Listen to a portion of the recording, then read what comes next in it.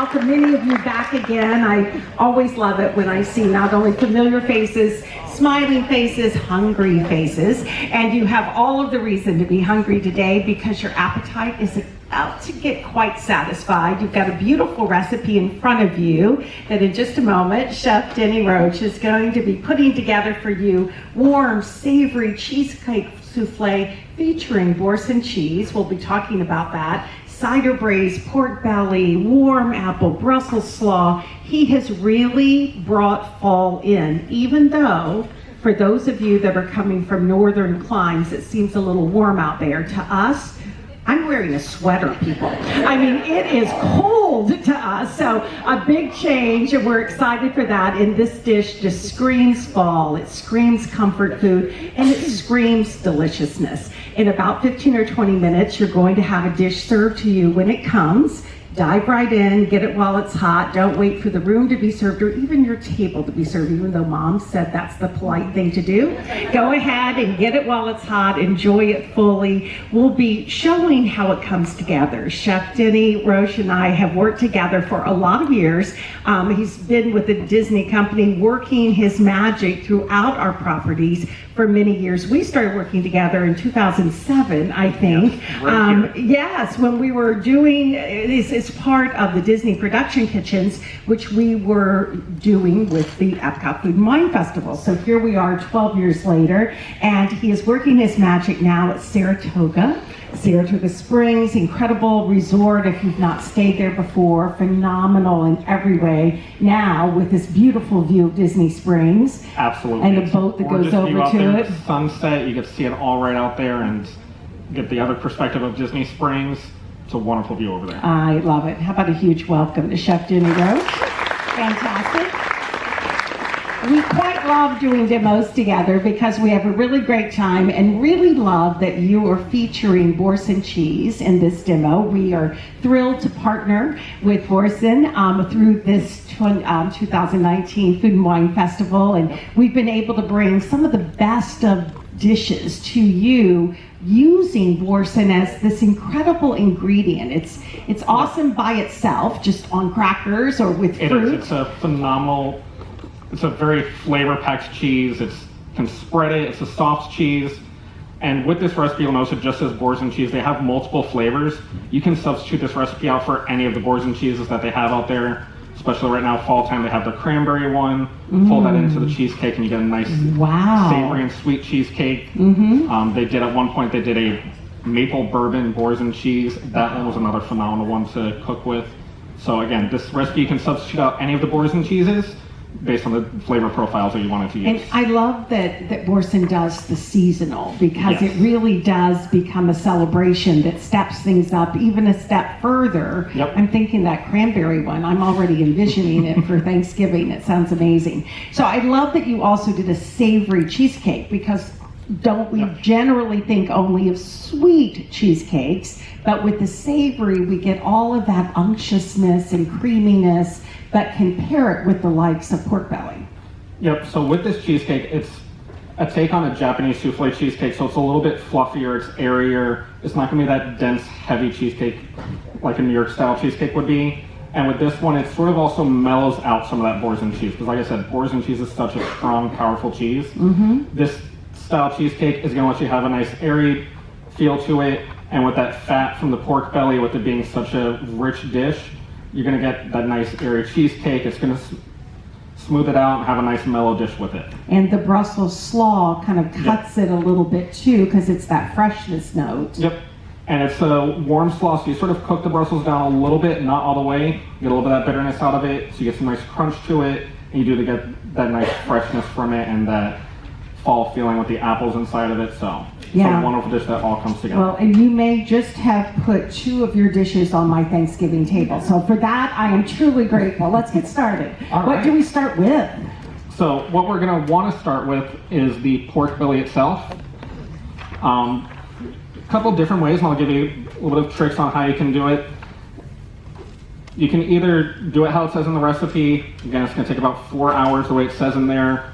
The night before you get your pork belly, you're going to want to actually get a nice little cut on it and just sort of score it and then rub in some salt into it. It's going to take a lot of that moisture out of the fat. So the next day when you go to cook it, you're not going to have all that moisture in the fat. The fat's going to render down a lot nicer. The meat that we know is bacon. Correct. It's just not been smoked and cured. Yep. It's a fresh It is. It's an uncured, unsmoked piece of the pork. Again, you usually see it as bacon. So as chefs, we like to call it a bacon steak. So for those of you I that love love that. bacon, It sounds so much better than belly somehow, yes. This is just a whole steak of bacon. So it is by no means a healthy portion of the pork, but it is a very flavorful Let's portion. make it very clear, yes. But again, that fat is going to keep it nice and tender, and by having that fat sticking up on top and letting it cook down, that fat will just keep going into the pork, and it'll keep it nice and moist and tender and really flavorful with it. When you mention the Instapot, one of my favorite things to do in the Instapot is a pork shoulder. Yep. Is that something we could do the same recipe for, but Yep. using the pork shoulder? You could definitely do it with the pork shoulder. Increase the liquid a little bit and then add some fat into it. With the cider, it's a very acidic type of cooking liquid. So if you do it with something that doesn't have a lot of fat, it's going to tend to dry it out, be a little bit more stringy.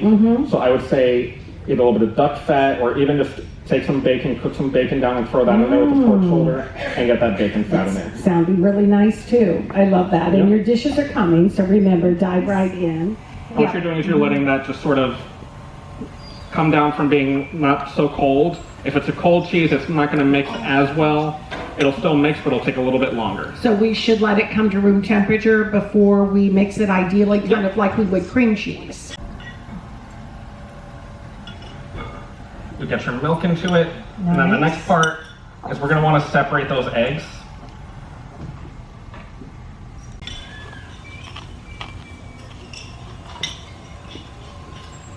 And we're going to get the egg whites ready. All set to go. So that's the 3 egg whites with just a little pinch of cream of tartar. And when it says a pinch, literally just a small little pinch, what that cream of tartar is going to do is keep those egg whites from separating once you've whipped them. So you're going to get them to that nice stiff peak, and that cream of tartar will hold it together so that they don't start to fall and flatten out on you. So it really is, if a recipe calls for cream of tartar, it really is worth using the cream of tartar, because It I know is. sometimes you say, oh, it's not a big deal, I don't have any, but it has a function. Yep, what it does is it lets you still keep that nice puffy look on the cheesecake. It's not going to collapse on you once it comes out.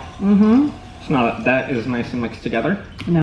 You can do a large one. If you do a large one, you're going to want to change the cooking time up a little bit. The cooking time is based on individual portions. Okay. So roughly about this size of a muffin to cupcake size cheesecake. So once you go to put it in the oven, it's very important to do the 2 different temperatures. If you notice in there, it says 375 for half the time and then 300 for the other half. If you do a large one, I'd still just do about the 8 minutes at the 375. What it does, it gets that nice golden top on it, seals it in, and then from there, that 300 is going to finish off the inside of it.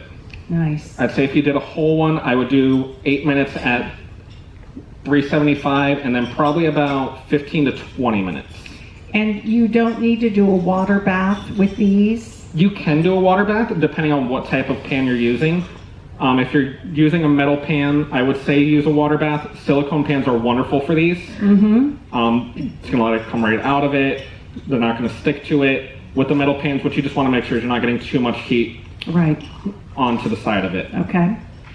And I know you made a lot of these. Is Yes. there anything that we would do different if we are scaling them up?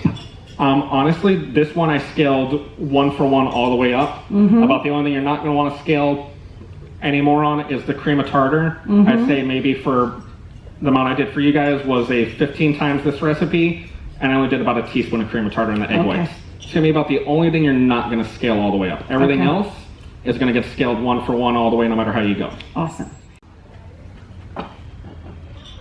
So you're really just cut the browned end off Yep. of them and get a nice flat surface, and then just letting your knife go through Exactly. and slice them thinly. Yep. And with them, you don't really have to peel too much off of it. As you saw, I only pulled that first little layer off of it, rinse them off, and then just toss them in this together. Nice. And what we're going to use is we use a little bit of that cooking liquid from the pork belly. It's going to put a little bit more of that flavor into it. You get sort of that fat to also coat it.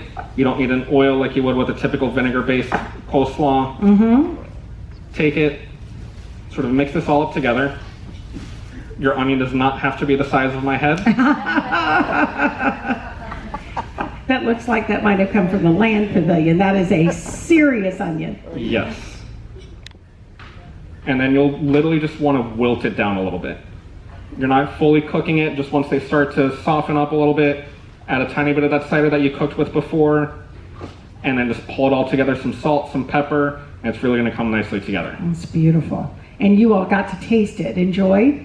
Yeah, beautiful. I'm even thinking, and if you didn't use the sugar, maybe some craisins or some cherries. Love that with like Brussels. especially if you did the cranberry boars and cheese, throw a little bit of craisins inside of that. Yeah. You're gonna get a little bit of sweetness from there. So Love again, with this that. one, it just comes down to how you like your slaw. If you like it sweeter, if you like it a little bit more on the mellower side, it's all up to your preference on that one. Beautiful. Love that. And then it comes together like Yes, voila, it does. right? I love that. And a little bit of the slaw. Nice. And again, your pork belly will be much crispier like you saw on your plate. Gonna get underneath that broiler. Fortunately, we don't have one of those out here for you. No, we do not. I'm just cutting a beautiful slice of that. You can either do it whole, slice it from here. The one thing I will say about pork belly, it cuts a lot better when it's cold. If it's hot, as you saw, it was nice and tender, it'll tend to shred if you go to cut it while it's hot. So let it cool just a Yes. bit, okay? And then from there, There is your steak. Wow. You are not sparse with your pork belly. That's amazing. Pork steak. Beautiful. then get just a little bit of that cooking liquid on top of it. That's really going to be your sauce for all of it. And that pulls your entire dish together for you. It does indeed. Absolutely beautiful. And there we have warm, savory cheesecake souffle featuring boursin cheese, cider braised pork belly, warm apple Brussels slaw, Chef Denny Roche. How about it? So great. Thank you, my friend. And many thanks to Boursin for enabling us to cook with something so delectable. How about another question about this one? But you're the ones that really enable us to do it. So for that, we are truly grateful. We're going to do a quick turnaround. We'll be right back up here at 2:30. We have Chef Rob, who is joining us from the Coronado Springs, and he's doing an amazing dish. We're pairing it with an amazing wine, a Meeker Merlot. So we've got some very fun and delicious times ahead. At 4:30, we're doing a tasting with Selbach Oster.